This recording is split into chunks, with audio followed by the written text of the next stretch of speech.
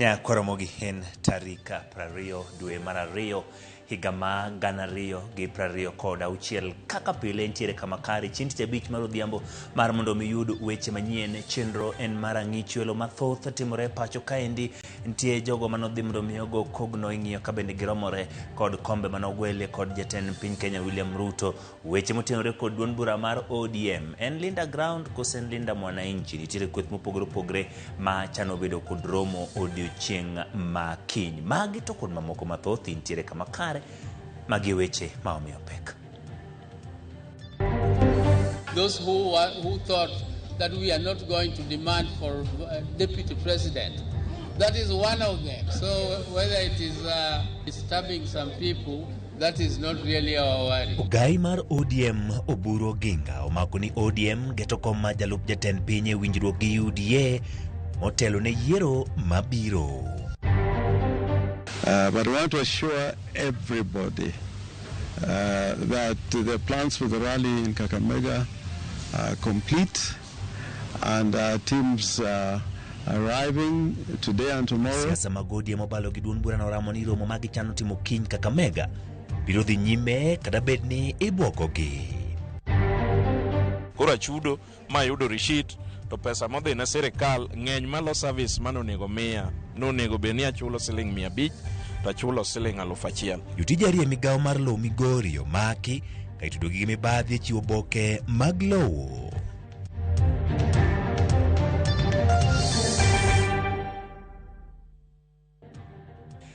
Machiegni nyakoromogi nyinga Ochieng' Emmanuel, jaloko marwa en Liz Otieno. Layo duto mag tudruok oyaw nyalo ornwa ote mari machuok bed kode chakruok nyaka giko. Kama chako gi weche mag siasa, ogai ma duond bura mar ODM Laktar Oburu Oginga omako ni duond bura mar ODM dwaro lemo mar jalup jatend piny e winjruok kod UDA motelo ne yiero mar higa manyien. Kotwa kod MCS e kaunti ma Siaya, Oburu okwayo jera mag ODM mondo kiny oyore nyasi motisine Linda Ground e boma ma Siaya kaka achiel kuom yore ma tego duond burano. Steve Biko nigi mathoth. Kata odoko ni chung' margi mar dwaro lemo mar jalup jatend piny e yiero mabiro osebedo kanyuolo paro mopogore ahinya to kowuok kuom josiasa man machiegni gi jalup jatend piny Profesa Kithure Kindiki. Ogai mar ODM Dr. Oburu Oginga omedo jing chung' mare ni lemono en achiel kuom gigo magigeto e kinde ma ODM ikore mar chako twak gi UDA motelo ne yiero mabiro. We are not going to leave anything out. Those who thought that we are not going to demand for deputy president, that is one of them. We must demand because it is not the only issue, but it is one of them. So whether it is disturbing some people or it is catching them on the wrong side, that is not really our worry. Kane oloso bang' romo gi MCS mag kaunti ma Siaya e laro mar od burano, Oburu nokwedo kweth mar josiasa mag ODM mobalo gi tende kowacho ni kuku mar duond burano noyiere yo makare kendo en kod thoche mar tayo ODM. Kane gimiya tich ne gimiya power, ok gimiya power. Bas kanyocha ne gimiya, nyocha gimiya magi miya machamo nyaka muma. Kasechamo muma mar ofis, to kendo nyithindo moko nitie matindo tindo mochikre koni gi koni. Dogo dhi wuoka ni to wacho no Oburu Oginga ok en jatelo moyier ka. Neno jatelo no nokwayo josiasa mag ODM mondo wuok kod duol achiel kendo keto maino margi e tego duond burano e kor gwenge mar miyo gi teko mar donje twak ka gitegno. Wadwa ni wabende wamed bedo motegno kaka chama. Wamed bedo motegno kaka chama, to medo bedo motegno kaka chama en medo numbers. Mondo wamene ni jowa mosekawo kipande odogo kawo nyaka membership mar party. Membership mar party joma jenzi to ng'e kaka itimo. En gimitimo nono mabe onge gimichule. To dwani mondo wamede mondo namba wa obed maduong'. Makata ka waloso gi piny mangima. Korka kore, spika mar od bura ma Siaya, Jojo Kode, nonyiso chung' margi kaka od bura ma Siaya mar siro Dr. Buru kako gai mar duond bura mar ODM kendo bugo tiende. Magi biro kinde ma duond burano ikore ne romo mar adhai motise ni Linda Ground e chuny boma ma Siaya odiochieng' makiny. Sir daktari makore en party leader ok makojolo to mobet kom gi kukune te. Wasire nikech jatelo koyier to ka jodala gi osire motegno to ka kore noko kacha wuoyo kod ji to ji oluore. Ng'enyne jatelo ma tiende ok obug motegno mareprep kata koloso gi ji to ji ochaye kucha. Kendo koro wadwa ni mondo kiny wakwa jopiny mondo ji ochopie e budhone kar rombgi ma ng'ato kik dong' chien, ma ng'ato ok ochope bura. Kiny ng'ama odong' to chi ong'ong'o. Waluongo jotelo mang'eny. Jotelo kiny nobi kaeri. Jotelo kiny nobi kaeri mopong'. Steve Biko, Ramogi TV, Siaya. Kuom jood bura mar ODM okoni kinde ma duond bura no biro dhi nyime gi twak duond bura mar UDA motene yiero mar higa ma 2027. Lemo mopogore opogore ma sani ODM omako sirikal ma manywanda kod mamoko moganda luo mako ok gidwa ni omul. Ka dwaro margi en ni omed gi lemo moko e piny owacho mabiro giwacho mago ka jagol mongere migawo mar Electoral Raymond Omolo to dok ne chenro mag dongruok mag piny owacho mamalo ma bende chwale counties ma Kaluo okoni jatend piny Kenya William Ruto dhi yiero e telo mar ariyo nikech tijene. Mag ODM go kamotingo jadu bura manyando jaredo kelo kod nyawadgi malego Songa Samuel Atande okoni kinde maduond bura mar ODM biro dhi mesa mar twak e jatend piny Kenya William Ruto motelo ne yiero mabiro. Dwaro margi en ni oriti lemo mopogore masane duond bura mar ODM make sirikal mar manywanda korka gibiro manyo lemo mamoko e sirikal kane gilose nyasi mariko e gweng' ma Kanye Pire ka chudo bura makarachuonyo ne gikoni lemo mag duond bura mar ODM gi sani e sirikal kod lemo mamoko madito mamaki kod oganda luo e sirikal biro dwaro ni odong' negi ka gimanyo lemo mamoko e sirikal ma gikoni dhi chuogi duond bura mar ODM kod mano mar UDA. We are not negotiating about who will then become the minister in charge of treasury. We are not talking about the one in charge of energy. We are not talking about the PS in charge of security. We are not talking about the Attorney General. Those we already have. So we are requesting Ruto to add us more over and above what we already have. So winjruok mwadhiye kod UDA and to first of all to preserve gik ma wan go already. Achiel kuom gik ma wan go en PS ni. Wawinjore ni kaka oganda luo wan gi PS ni nyise miwa to sirikal dhi mbele.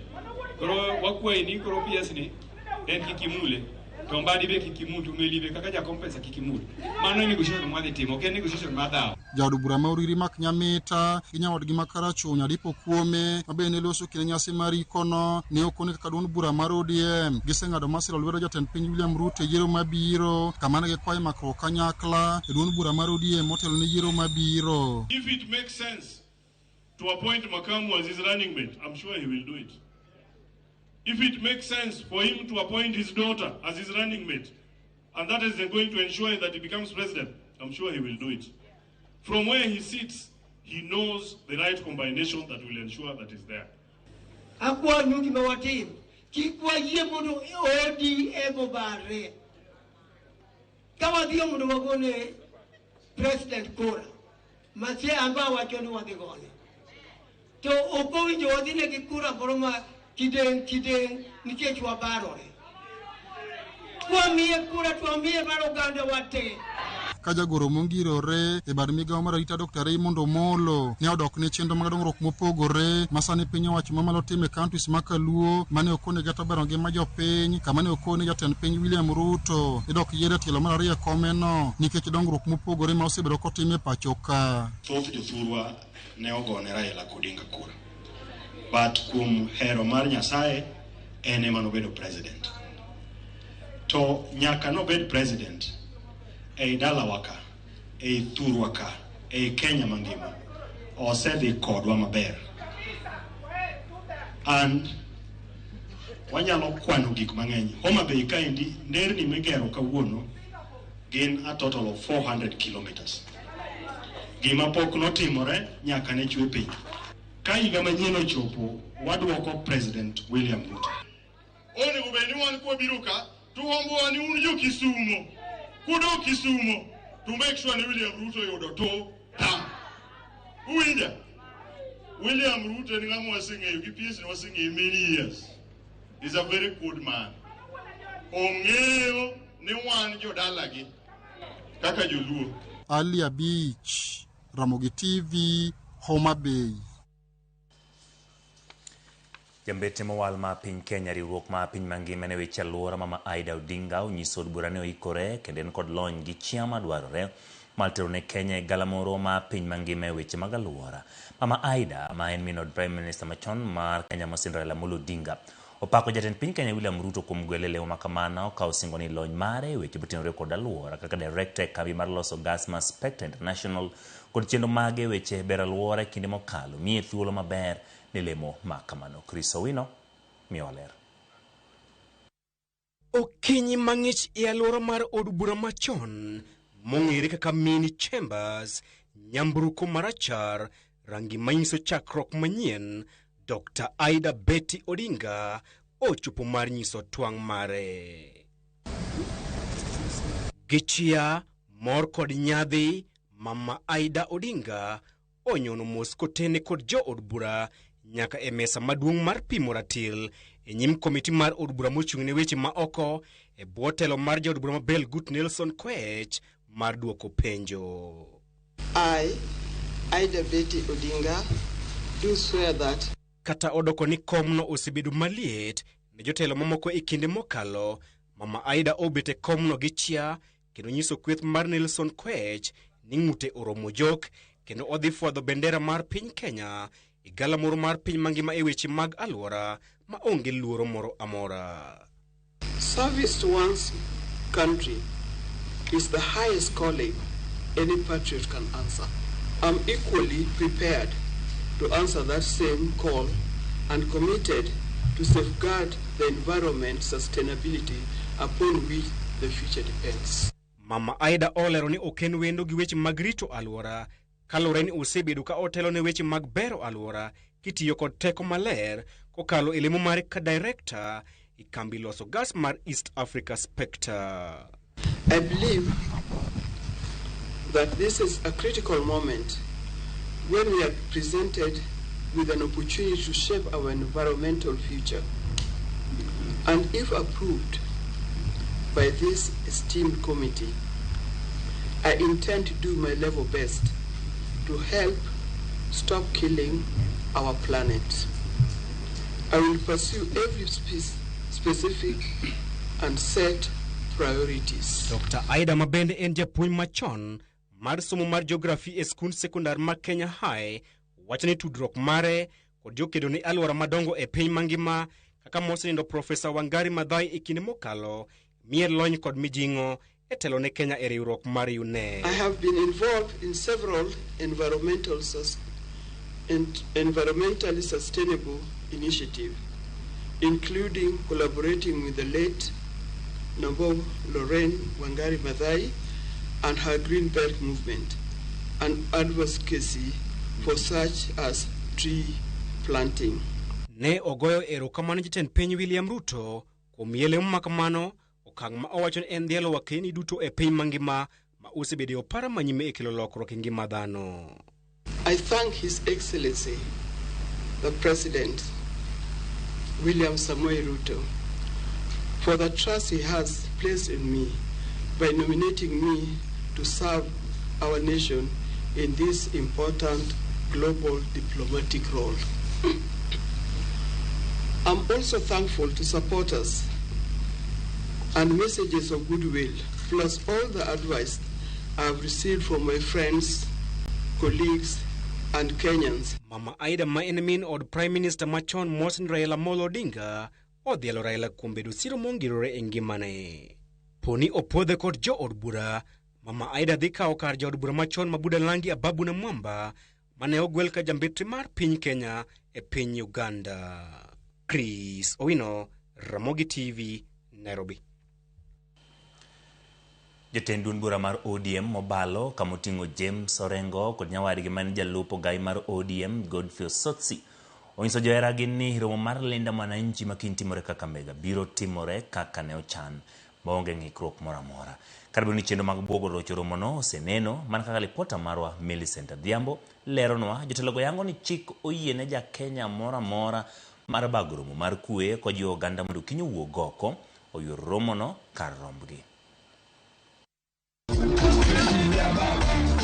Kane giloso kod ute fwambo dhiambo makawuono e kaunti ma Kisumu, tok lori margi mar linda mwana inchi mane dhi Kakamega monji motelo ne romo margi odiochieng' makiny jotelogo oyango ni kata buogi manade to romono kiny ne bed maratipo moheo romo duto te mosetimore. We have actually witnessed places where people are being paid, people are being mobilized to come and interfere with the rally tomorrow. Already one of our trucks which was heading towards Kakamega was hit earlier in the day. But I want to assure everybody that the plans for the rally in Kakamega are complete. This thing is, no force on earth is going to stand on our way. So rest assured that with their machinations, this meeting is going to take place. Kanyo medoloso, Governor James Orengo, ogolo siem mager, kalure gi okang' mosemienjo, mar temo ketho romono, kowacho, ni mano duoko Kenya chien, e kinde kedo ne demokrasia mar multi-party. Now, you know that at the very beginning when we were fighting for multi-party democracy, the state resorted to thuggery.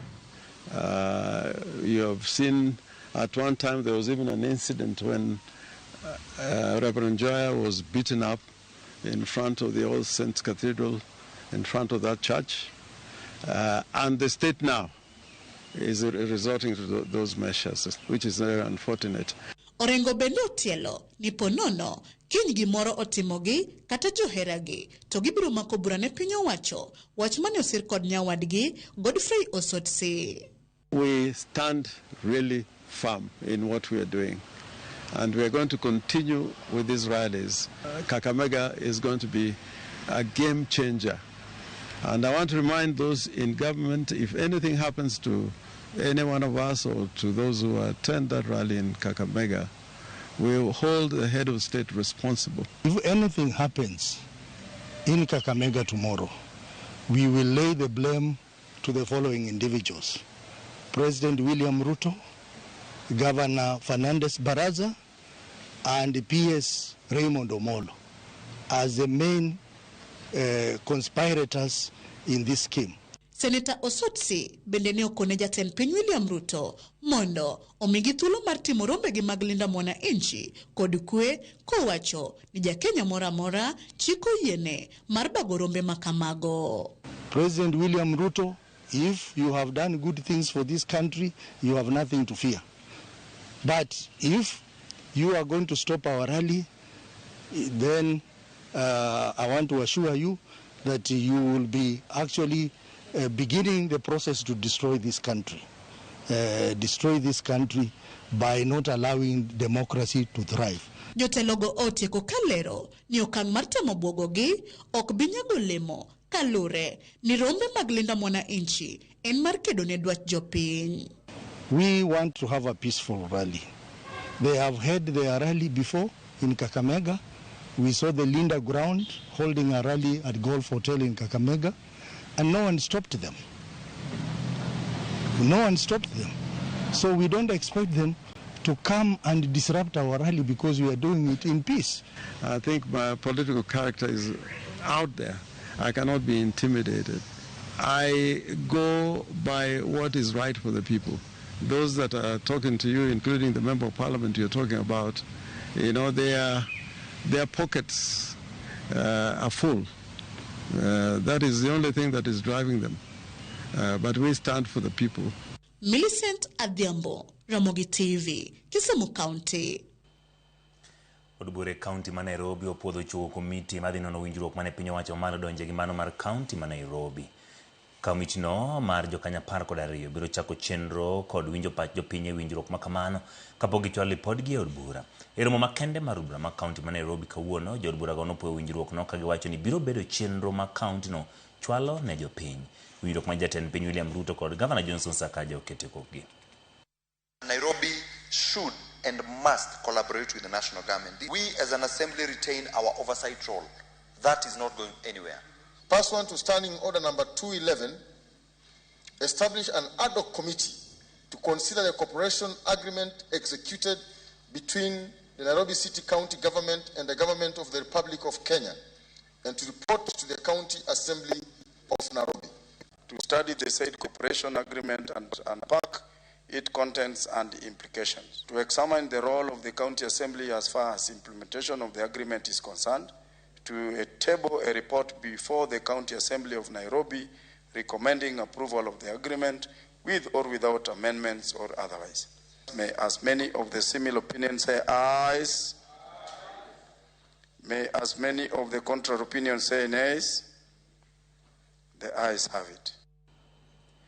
Jagoro mar ODM Mayor Kojolo Catherine Omanyo singo tayo tijene makare tok yiero e romo mar jodito mag duond bura na Mombasa. Omanyo seo joma wacho ni okoromo kod komno kowacho ni mako lewo mar jalup jagoro kuom higni 3 osemiye lony makare mar bedo jagoro maduong' mar ODM. Oseo jagoro mane othicho Kedin Sifuna kod joma ni machiegni kode ni ema seko singo tiyo makare kendo kudo wigi gi lony ma en go. Na mimi naomba wamama vile karibu hapa ndugu yangu. Wamama tangu tupate jimbo. Kwa hivyo I am now the acting Secretary General of ODM. Wamegeuza na kusema Catherine ametumika kufight Sifuna. How? Watu waseme wasiseme si banduki, waambie mimi nimekalia na nimeona kiti imenitosha. Na hiyo tarehe 27 March hata mimi jina langu hapo, kwa sababu siwezi kukuwa naibu, kwani mimi ni bubu. Naona kila kitu vile inatekelezwa, nimeshika mita na sita wa disappoint. Mimi pia hapo nitakuwa Secretary General. Wangapi wananiunga hapa? Wadhi weche mag doho. Governor machon ma Migori Zachary Okoth Obado dagi weche nek ma japuonjre Sharon Otieno. Okwayo doho mamalo mondo witoko bura no kalero ni onge neno moromo ma itudego kod nek makamano. Kokadho okil mare Obado ni doho ni apis Jamin Buche okonyiso maler kaka itude kod nek makamano. E doho mamilimani buore Nairobi, Governor machon ma Migori Zachary Okoth Obado nochopo kotenore kod bura manek ma japuonjre Sharon Berry Otieno mane some mbalariany Marungu. Nek manotimore kind tarik 3 kod 4 dwe mar 9 higa 2018 kendo ringre mare bang'e noyudi machiegni gi aora ma Owade kar saa 9 ma midhiambo tarik 4 dwe mar 9 higa 2018. Kokadhe okil mare Kioko Kilukumi, Obado lero ne doho ni apis Jamin Buche okonyiso neno moromo kendo makare matude gi nek mar Sharon mar ni burano obiu kuome mana nikech osiep mane nie kinde kod Sharon. Kuom mano, Obado dwaro mondo burano owitoko. Kopogore gi Obado, burano mieno mane en jating dai mare Michael Oyamo gima ne en karan mar od bura ma Migori Kaspar Ojwang. Michael Oyamo kata kamano norem chope doho kawachore ni ne otuo. Kata kamano, apis Jamin wach nolero ne doho ni owinjore ochwalo oboke ne doho kokadhe okil mare. Oboke manyiso ni ok owinj maber kendo onge nyalo machope doho. In light of that, my lady, the second accused advocate wrote to court informing court of the predicament the second accused is finding himself. My lady, what we do not agree with is first a sick person on a deathbed. Somebody who has attended trial. On a deathbed? Sorry, on an hospital bed. Apologies, my lady. On a hospital bed, somebody who has attended court for religiously for 8 years, my lady, religiously. And now the prosecutor is telling us that the best thing she can do is to ask for another run. We invite her to ask for that one, my lady. We will deal with that when it comes. Second accused counsel has stated that the accused person has said that we can proceed with the highlighting.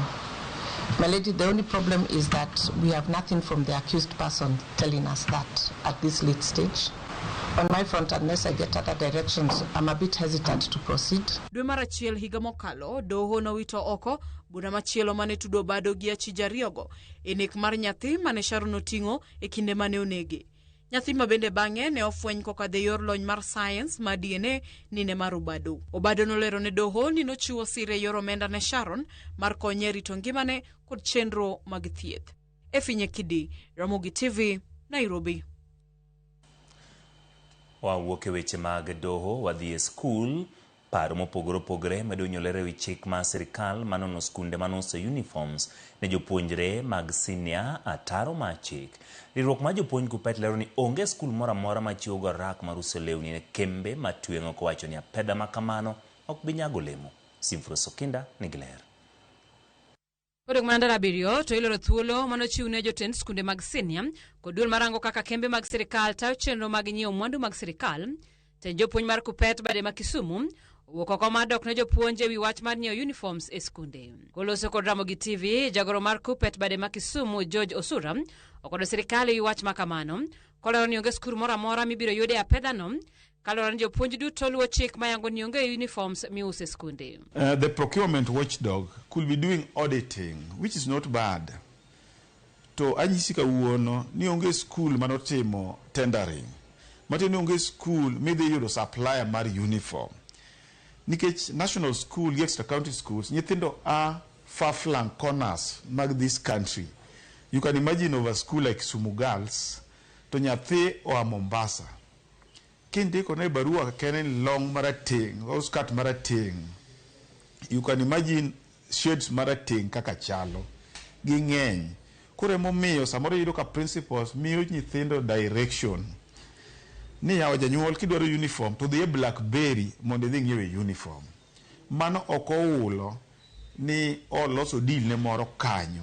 Osure olero ni migawo mar somo nyaka ler bende korka korgi e wachni kaloro ni gine magi puodho bok ma skunde ndiko mar luongo jopuonjre e skundegi.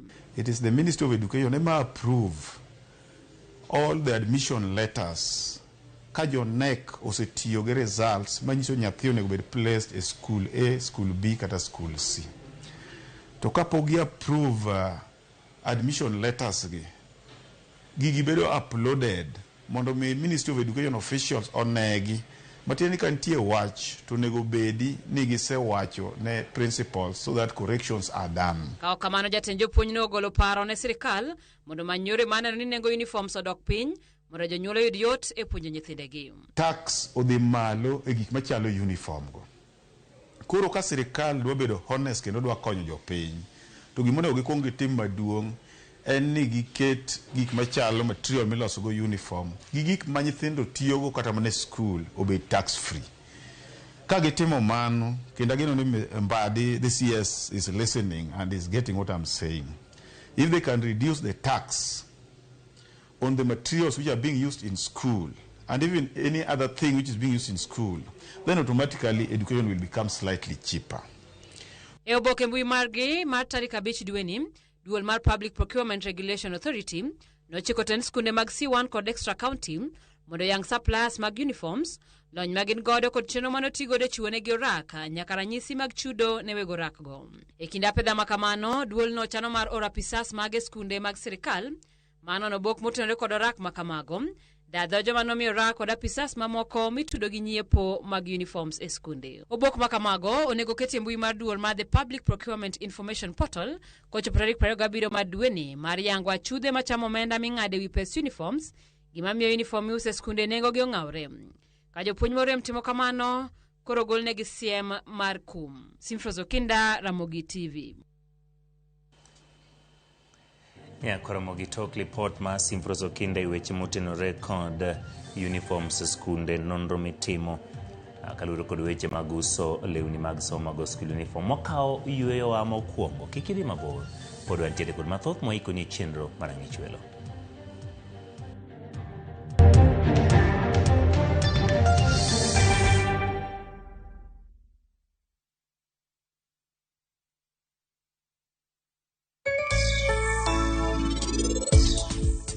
Okay, Gulo, wadwa, an nyaka na biye nyasini, ing'eyo, jaudini, sakasa eno ng'iya, e yo moro mok donj na maber. Mano nyiso ni nitie sechako chich gi Vishal. Abotimango. Vishal ushinde.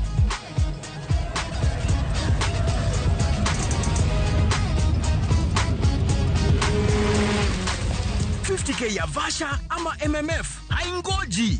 Open and save in your KCB Gold Savings account for a chance to win many prizes. KCB, for people, for better.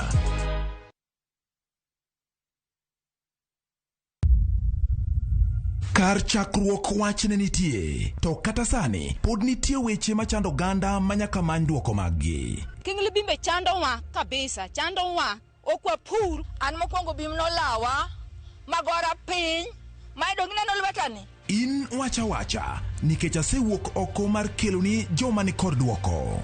Nam kanyo koro sani wan gi shida nikech rewa kethore kendo wause nengo mokethore nikech waonge gi kwanyalo preserve gi kwarito godo chiro. Tudri koda an George Bati e chenro mar mbakoromo i wacha tich adek saa 4 okinyi nyaka saa 7 odiechieng' mana e Ramogi TV.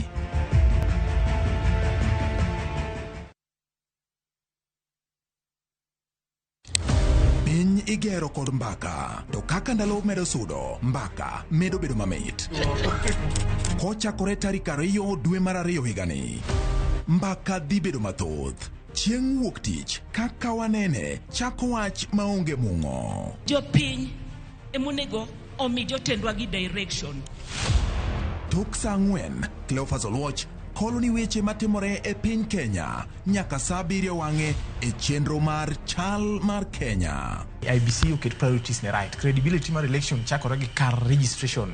Chieng' tich 2, Sharon Ong'ao seto i gwengewa e chal mar gwengewa. Tich adek, George Bati pedho weche ayanga ka omanyo duoko, to in japiny ibiro wacha. Tich 4, Lydia Okeyo loko ni weche ohala kaka itime, yore mag loso omenda to gi yot mar timo ohala. Chieng' tich 5, waloro Juma kod rowere, Joyce Oduor choko pach jomatindo ka omiyo gi thuolo mar kengo weche magido chunygi. Kongo makwa Nairobi ka e Chest House student leadership kana wapingo the new funding model. Mana e Ramogi TV machiegni.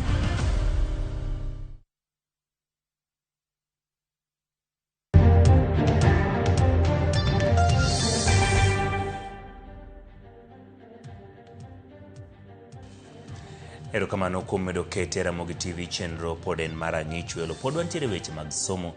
Japuonjre moro koro janyuol mare ogolo e skul nyiri ma St Mary's Lwak kaluwore gi akweda mar yie mare ma Lamo. Japuonjno moyang kaka Samira Ramadhan wachore ni osebedo kod pek e somo kaluwore ni nyocha e koriwore kod skulno e grade mar 10. E Finyakidi miyowa ler e wi siganani. Ma skun sekondar manyiri malwak maidore kaunti Masiaya. E skunne waromo gi japuonjre Samira Ramadhan, japuonjre mawacho ni osebedo gi pek mar somo kaluwore gi akweda motenore kod yie mare mar Lamo. Ma kata obedo ni ne en gi mor mariwore kod skunno. When I joined work, I was admitted. And that morning, I remember we even went to the deputy principal boarding, that's Madam Ogenga. I remember my mom asked her, are Muslims allowed to wear hijabs in this school? Or are there Muslims in this school? Her answer was an absolute yes. She gave an absolute yes, and we were like, yes, we got a good school.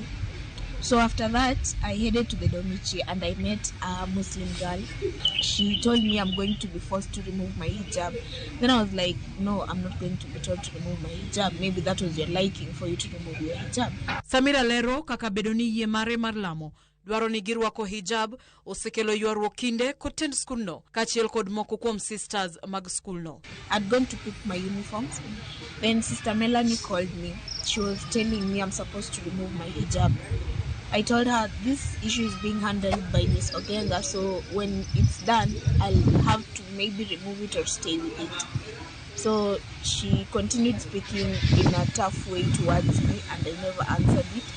So I walked back to class. Then after some time, I was called by Miss Ogenga. She quarreled me because I'm having a hijab. Mtoto amekuwa ni mwenye kutengwa, mwenye kuambiwa maneno mazito kutokana kwa deputy principal mama anaitwa Ogenga.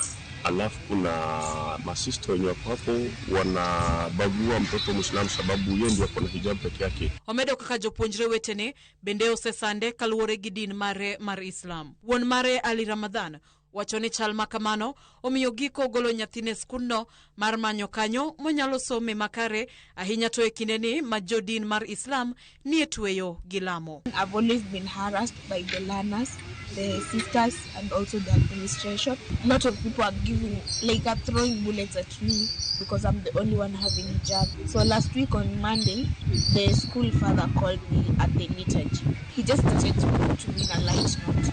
Then as he proceeded, he was telling me that is a Catholic school. We are not allowed to wear hijab. Niliamua kutoka na mtoto wangu niende kutafuta penye nitapata usaidizi kwa wanatambua Uislamu. But my worry is nimeona kuna Waislamu wamebaki kwa shule. Wamebaki katika hali gani? Hawana hijab. Tunaelekea mwezi wa Ramadhani, sijui watafunga namna gani, sijui watapata chakula namna gani. Dwach japuonjre no maduong' en mondo giyud kony kod mondo tend skundno oyud ler ewi din margi. Magi timore kata obedo ni katiba mar piny Kenya chiwo thuolo mar lamo ne oganda duto pachoka ma ok odewo din margi. It's been hectic for me for these 4 weeks. I've tried concentrating, but it's not been easy for me. The other Muslims are also complaining, so if you guys can help us, just talk to these guys and make them understand to why we are wearing this hijab. They call it a thing most of the time. It's so hurting for them to call this a thing, yet it's a garment meant for worship for us. Serikali najua walipeana uhuru kwa mwana Kenya wote kwa kuabudu. Haifai mtu yote anyanyaswe sababu ya dini yake. I want to call upon the County Director of Education, Siaya County, to take action to make sure that the Constitution is upheld and the ministry directives that also ensure that learners enjoy their religious practices is fulfilled. We would like to condemn the management of LUAC and any other school in the county or in the country at large that is still in the dark, is still forcing people to practice faith that they don't agree to. Watemo tudore gi japuonj maduong' mar skuno Roseland Shiramba to kata kamano pok wayudo duoko mare nyaka sani. Efinye kide Ramogi TV. En gima hoyangore gi sani ni Vincent Ayomo rawera majengni 24 mane wituge mane kinde tulero mar siasa malinda mwananchi gweng' ma Kitengele County ma Kajiado. Giko juma mokalo ne ochiel kod magina e wang'e ma koracham. Kaluwore gi report mar bero mar ringre magina ne wuok e wiye gi chien kendo ketho obwongo mare marach. Anyuola mare koro dwaro ratiro kod chudo kaachiel gi kony mar omenda e konyogi kwa Ayomo. Anyuola mar Ayomo bende seyo obila kuom tiyo marach gi bunde gi ataro machiko.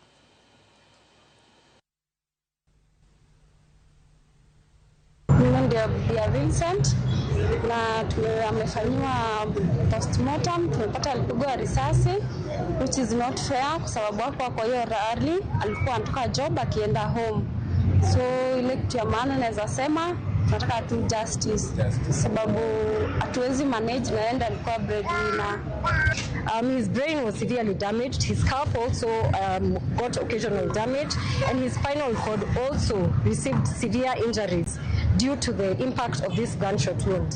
From the results of this postmortem examination, it is very clear that this was done with intention. Whoever did it with intent, because the magnitude of the injuries are not distant injuries. These are injuries that were occasioned because whoever shot him was next to him or not too far away from him. And we continue to ask, I mean, this is less than 7 days after we did Cheryl's postmortem. Cheryl was the girl, the innocent lady who was shot in Huruma. Is it necessary to use live bullets even when dispersing a crowd? Wadhi Migori, jotija ariyo matie migao malo bade ma Migori sani odinne gi tesendo bila kaitudogi kod mibadhi moting'o ka omenda mamalo kuom jopiny ma odhi manyo kony e weche mag lowo ma oting'o yudo oboke mag lowo. Tendo kwach kicho yangu ni tija ariyogi mane omaki odiochieng' manyoro pod odinne gi tesendo bila ma Migori ka ichano chwalgi e nyim doho juma manyien. Kinde osekalo kama kuom jopiny e kaunti ma Migori osebiro ka golo ywak ni moko mapisas matiyo e migao mar lowo e bade ma Migori osebiro ka koro kawo omenda kuomgi e yor mibadhi. Ywak osebiro ni chudo mag chenro mopogore opogore osebiro kani malo ka ipimo kod kaka onego temgi kaluwore kod chike pacho kae. Kaluwore kod ywak mane oter kod achiel kuom jopiny ma en kaka Ologor mane olimo apisas ma ichiwo bogo mag lo e kaunti ma Migori. Apisas mag kwach kich ne olimo apisne ma ichiwo bok mag lo kochino moko mag lope kama bende ne gimako achije ariyo ma itudo kod mibadhi. Vika police nyaka book obi abia record statement nyaka tim nonro e afisas matiye land kage gi cyber moluoro kuondego nikech mane problem ma wabedo go mabe ni wayudo ni kuonde cyber go nitie agent numbers maji withdraw e pesa tikelo cash nikech kata seche go no kona na dhia withdraw kel cash tadagi koro kona ni karadhir ngano mondo achudi koro achudo ma yudo receipt to pesa modhi na serikal ngeny malo service manonego miya nonego be ni achulo siling 500 to achulo siling 1000. Lipot mogolo kod tendo kwach kich ma Migori ma bende pod dhi nyime kod tim nonro en ni achije ariyogi ne omaka itimo kod keth ni gisebiro ka ikawo men mathoth kuom jogo eko madhi manyo chenro mopogore opogore mag lo. Ologor mane ochwalo lipot ka obila wach ni en owuon ne ochulo omenda maromo gana 150 mondo koro miye map mar lo ka wacho ni ochich ni omendane mane ogolo nitie malo ka ipimo kod mano mantie chik. Kaluwore gi chik mane parliament okadho masani wacho ni map mang'eny pesa ne mang'eny mogik nitie siling 500 nitie siling 400 to gi 350 to thurwa kapok awinjo ka jogi wuoye 400 gi 350 kata 500 ok giwuoye gin giwuoye 1000 koro kanosetiek sava to akoni adwa ni mondo opromta mondo achudi to kona ni ka ichule cash koro koneno ka insist to ora cyber moro ni karadhiyo mondo miya receipt madwaro no. Goro wacho ni en kod kweth mare gisbedo ka giwuotho apisas ma ichiwo bok mag lo kata land registry ma odre counties makaluo kama giyudo ne mibadhi pod opong'.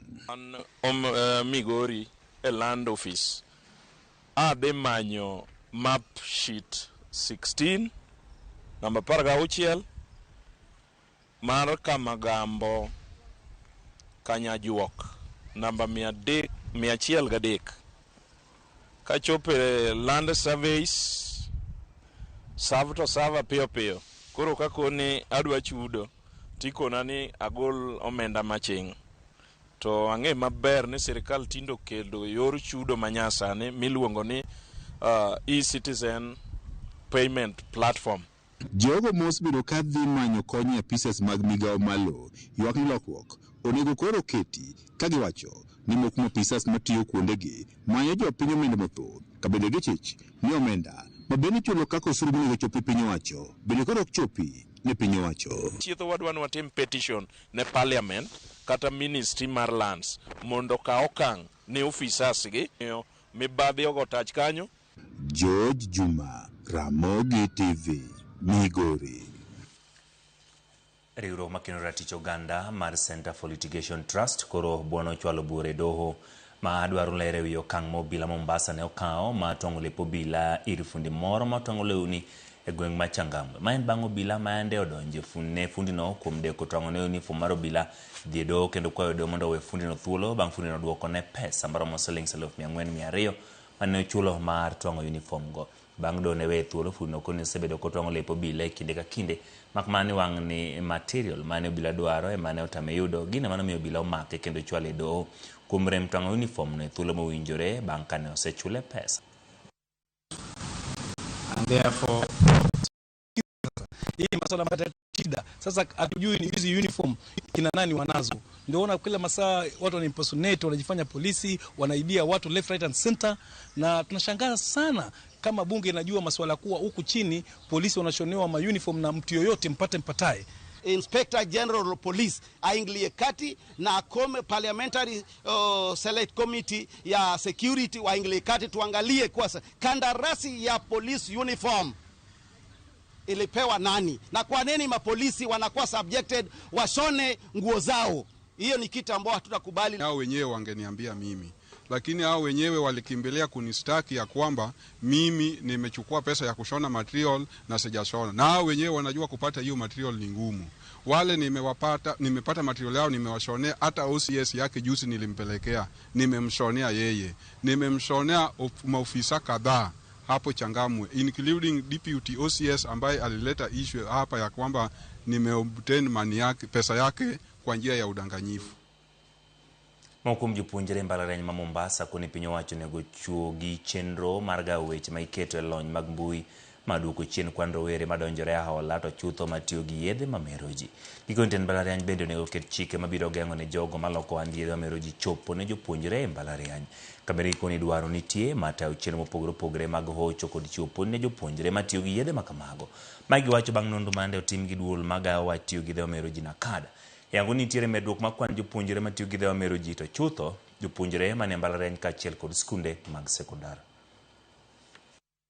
Ng'ore mapiyo to aparo ni cases to ng'eny kendo kata mane technical ka cases ng'eny to an gima akwayo ni mbalariany jotend mbalariany moso kaka jo vice chancellor mondo gin wang'e thuolo kendo gilosnwa department moro ma very strong mar gima do ngere dendo ni guiding and counseling. Yedhe gi yudore at a cheaper price. Moko iyudo kiuso gi nyaka 50 bob. Kiwuoyo kod joma tiyo gi yedhe gi ginyisi ni oginya dak ka onge yedhe gi. Koro mano bedo tich matek ahinya kata ka ng'ato tere rehabilitation to pod odhi onyawuok kanyo ochako oyud gi mana at a cheaper price. Iyudo ka ng'ato oyudo wadgi katiyo kod yath mamero ji kendo o meditate to bro chune ni embe kendo otemane mondo mi otiego awinyane ni gichacha chalo nade. Ka ginyalo regulate the content ma itiyo godo e yore mar mbui kaka TikTok, Instagram mondo nikech magi ka influence wa kasto wabedo triggered mondo wati gi yedhe go. Awuok e gwenge mag Mombasa nyaka romo gi wadhi e yueyo ka waduogo wantiere kod weche mag tuke kik idhi mabor.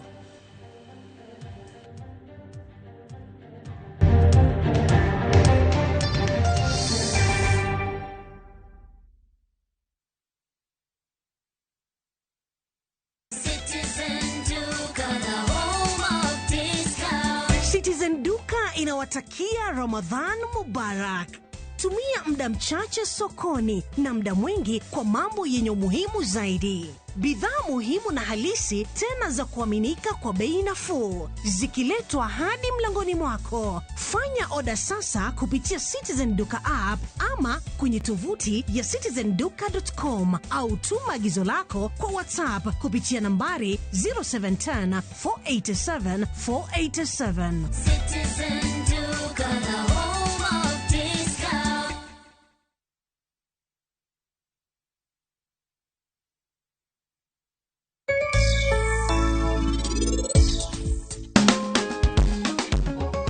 Kwani wewe hauamini ODR zishabadilika? Sani okadwa ulwany kod ng'ano. Wang tekolo chakre karang'o? You know jail changes people even 2 hours. Kidwa go thum to nyakiriambe ni jakongo nie ka gikidhe dhimbe. Wicha duong' ok nyako solution. Ing'wenyo king'ade. So nyako chia oyudore shida guys. Atura pakalele jikwaya. Awinjo ni ywak ba. Wuoi wadu no die mimi wuok e ng'wech. Ang' na ket sin kama ok wibamba yo kawuondi.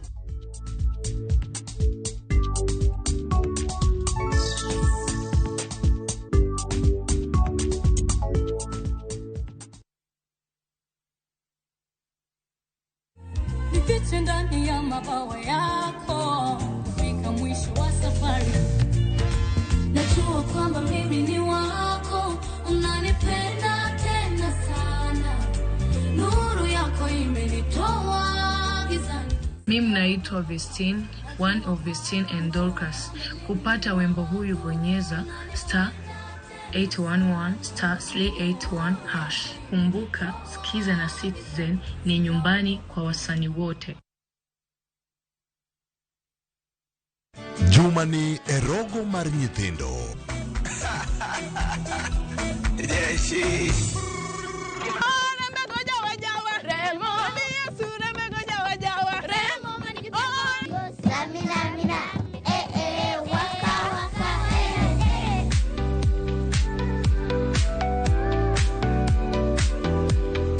Neno hutangazwa, redio ni televisheni, magazetini ulimwengu mzima. Asiyependa neno la Bwana ni heri ameze tembe. Weche gi chando chunywa, ya ejo Gabriel ya ejo wa anwa enirach, achich, achach.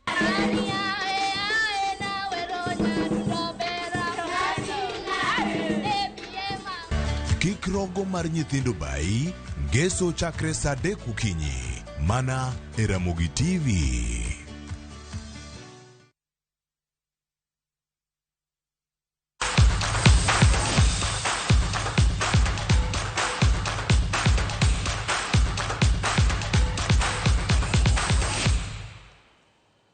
Machiegni klab mag Gor Mahia mamako thuolo mokwongo e chung' mag klebe mar lig maduong' ma pacho ka biro rwako klab mar KCB chieng' Jumapil e tugi mogiko dirani madhi nyime gi points 3 machwalogi machiegni gi okombe. Komachielo klab mar Nairobi United maniyudo ka tuke mag CAF Confederation oduogo e tuke mag lig kama gibiro rakore gi klab mar Bidco United odiechieng' makiny. Shabana biro rwako Tusker e pap mag Gusii e kinde ma AFC Leopards tugo gi Posta Rangers e lap manyayo. Murang'a Seals biro tugo gi Bandari, Kariobangi Sharks rwako Mathare United lap ma Police Ground chieng' Jumapil. Jaloch season mokalo Police biro tugo gi APS Bomet ka Josukari Mamara biro tugo gi jolweny ma Ulinzi Stars.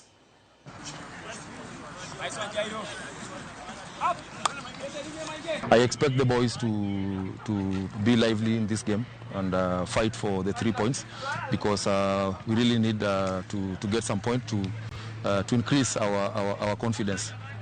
So this match will be very important for us to win it. Honestly, the boys have really tried. Getting 25 points first leg so far, it's quite a job. As players, we are ready. We know the task ahead of us, and we haven't been performing at our expectations. But tomorrow, we want to give our best to see that we get maximum points. Yeah, it's a big lesson for us as a team and as players. We know the task ahead of us. Kapod wantiere tuke mag KPL, jatugo Joe Irungu ma tugne klab ma Murang'a Seal ma humbe nenre ahinya kuom gonde moselo e tuke gi. Irungu ne en jalewo nyaka sani bende oselo gonde 13 tok tugo tuke 20 lig. Gonde ma Irungu osekonyo klab ma Murang'a Seals ma ita Gocha Osborne Monday bedo e thuolo abich mokwongo e chung' mar timbe lig. Paulo Odhiambo Koth ma tugne klab ma Ulinzi nitiere thuolo mar 2 ma joloyo mang'ula gonde 9. Jatugo Felix Oluoch ma Gor Mahia Humphrey Aroko ma Kariobangi Sharks, Philip Osai ma duto APS Bomet ni gonde 7 ng'ato ka ng'ato.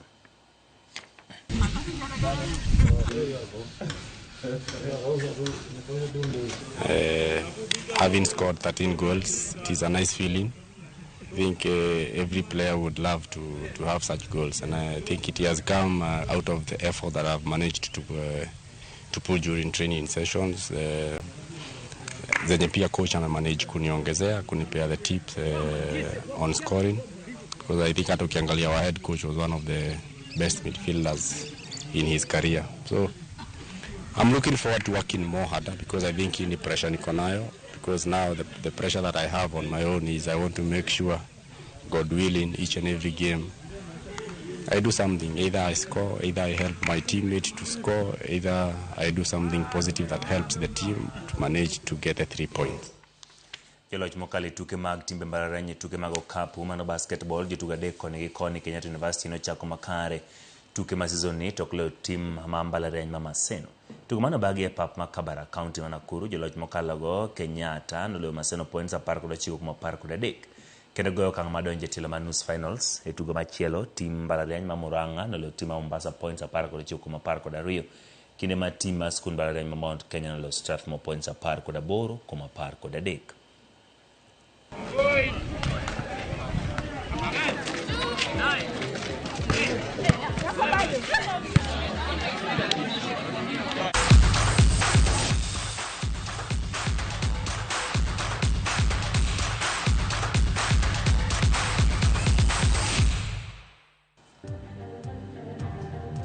Ekora mogiro kamano kuom kete nyara Mogi TV chenro mara ngichwel no antiere kod mathoth ji mathoth maneno akaendi kuone magintiere kamano kuom kete Ramogi TV mamarayo kantiere Alego kamano kuom kete Ramogi TV ngisano chieng' Emmanuel ayudo weche manyien eyo makare kamano Silvans Owino aneno ote mari kanyo Gertrude Odhiambo bende aneno ote mari kamano kuom kete chenro mara angichwel nyakwara Mogi koro mos adek mar otieno chenro mar oyimore wantiere kod mathoth nikech ang'o kelo ne sigana mar General Opande kare mar ariyo mano part 2 giko dira mokadho chieng' tich abich nwakelo ni part 1 wabedo ni part 2 mibiro keli kanyo kod Walter Nyambagai to bang'e wabiro gomba kod kocha mar tim mar Gor Mahia Queens. Bende ing'eyo ni tim mar Gor Mahia nitiere kod tim mar Wakeini mano nyiri koromo kanyo saa 3 mar otieno chino mano nyumore. Kik bai ang' wantiere kod sigana mathoth mabiro mori ka wadonjo e giko dira. Inga Ochieng Emmanuel, jaloko marwa ne en Liz Otieno, warom saa 3.